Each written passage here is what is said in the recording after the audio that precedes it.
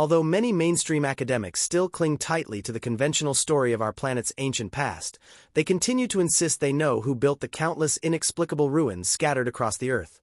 While, perhaps most crucially for their own careers, also claiming they know when they were built. Meanwhile, a wave of suspiciously popular YouTubers has appeared in recent years, seemingly with one purpose: to discredit researchers like us. Just like mainstream academia, these individuals offer no valid counterarguments to the overwhelming evidence we've gathered. Instead, they resort to ad hominem attacks, mocking our style of presentation, questioning your intelligence, and undermining your critical thinking, yet rarely daring to debate the evidence head-on. Evidence such as the strikingly similar tool marks found across continents. Enigmatic masonry techniques. The use of massive stones transported across impossible distances. Sophisticated weight-bearing designs. Advanced metallurgy. Earthquake-proof, mortarless constructions. Statues in identical poses carrying the same symbols across cultures thousands of miles apart. Pyramids discovered on nearly every continent. And even evidence of stone melted with laser-like precision. Yet these individuals still expect you to accept shallow assumptions, or worse, deliberate lies, instead of confronting these undeniable facts. And when the broader world finally sees this truth, their fragile theories will collapse, exposing a system that not only hid this knowledge but actively fought to bury it.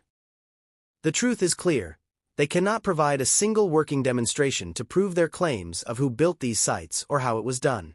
But even a single category of evidence, like the repeating tool marks we've documented globally, would be enough to reveal the reach of a lost, advanced civilization. Wherever these markings appear, such as the cup and scoop marks seen at the unfinished obelisk of Aswan, you also find gigantic stonework and countless anomalies we've previously presented. Polygonal masonry. Metal clamps connecting stone blocks. Identical techniques spanning the globe. Our goal is to chart these anomalies on a global pin map, color-coded by technology, so that the overlapping patterns can show once and for all whether this was the work of a single global civilization or several interconnected ones. This will be the focus of our upcoming book, the first of its kind, designed to prove or disprove that connection beyond doubt. But perhaps the most telling evidence lies in the abandoned quarries, frozen in time. Here, enormous unfinished megaliths sit half-cut, as if an unimaginable event struck suddenly. A cataclysm, followed by a flood, appears to have ended this civilization mid-construction. And if that is true, their survivors may have been thrust into a new Stone Age, carrying fragments of lost knowledge but stripped of the technology that once allowed them to shape the world. We would then expect to see remnants of this knowledge passed down. Astronomical skills enabling them to create giant stone calendars, crude but massive megalithic dwellings like dolmens, and vast earthworks of a logical scale. And indeed, across the globe, we see exactly that. It suggests that the so-called Neolithic people may not have been the beginnings of civilization, but the remnants of something far older. A once mighty culture shattered by disaster, attempting to rebuild. Their monuments track the sky, as if desperate to reorient themselves after a polar shift or Earth's axis tilt.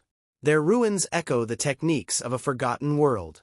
This is why we see uncanny similarities worldwide, from Bosnia's Pyramid of the Sun to the untouched ruins of Indonesia, to pyramids still buried across Eastern Europe, all carbon dated to 30 to 32,000 BC.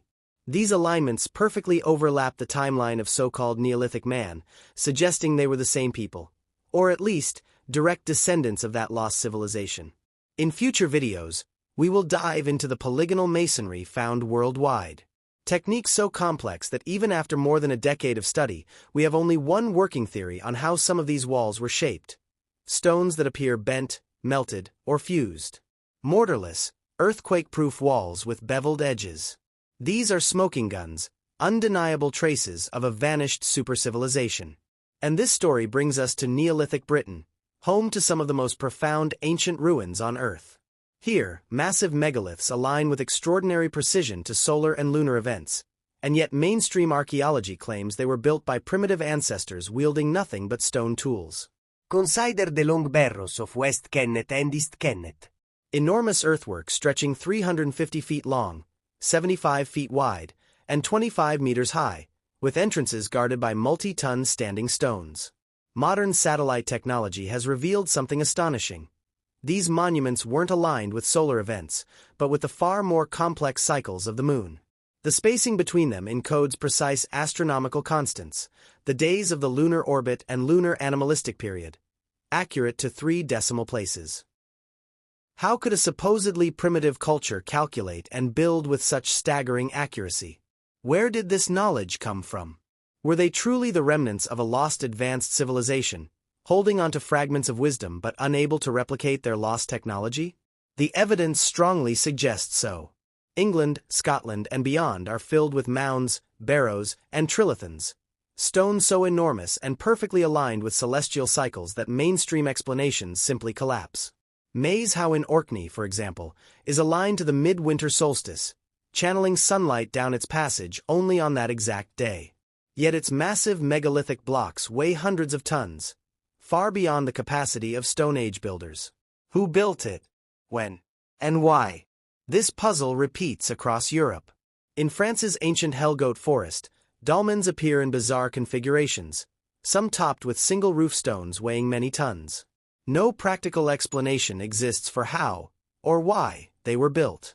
Yet their uncanny similarity to dolmens across the globe suggests a shared origin. From Stonehenge in England to Newgrange in Ireland, to Siberia's colossal Kurgan barrows, the patterns are undeniable. These weren't isolated groups fumbling with stone tools, they were part of a once globe-trotting civilization. One capable of quarrying, moving, and aligning stones of unimaginable size with precision we still struggle to comprehend. The so-called Neolithic age is no exception. Like the pyramids of Giza, Machu Picchu in Peru, Baalbek in Lebanon, and countless others, these monuments bear the fingerprints of a vanished world power. A civilization that spanned continents, left its mark in stone, and then disappeared, leaving only mysteries behind. So we must ask, who were the Neoliths really? Were they the primitive tribes mainstream history claims, or were they the survivors of a global cataclysm, fragments of a world once united by knowledge and capability? One thing is clear, the official story cannot explain these ruins.